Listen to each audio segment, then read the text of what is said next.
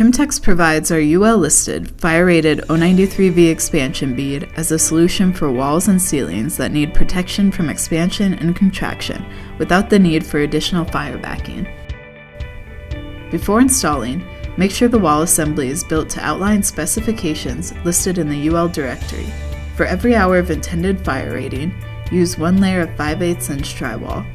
Leave a 1/2 inch gap in the drywall so that there is room for the intumescent tape to expand into the cavity. To install, measure and snip the bead to length. Dry fit to test for the proper cut.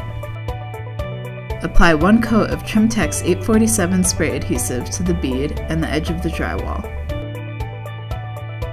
Allow a few seconds for the adhesive to become tacky, then place the bead on the drywall. Once in place, pressure the length of the bead using a Trim-Tex installation tool or the handle of your taping knife. Staple the mud leg into place every 6 to 8 inches. Now you can mud as usual.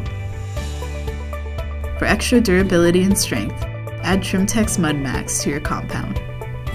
Prior to final sanding, remove tear-off strips for a sharp, smooth finish.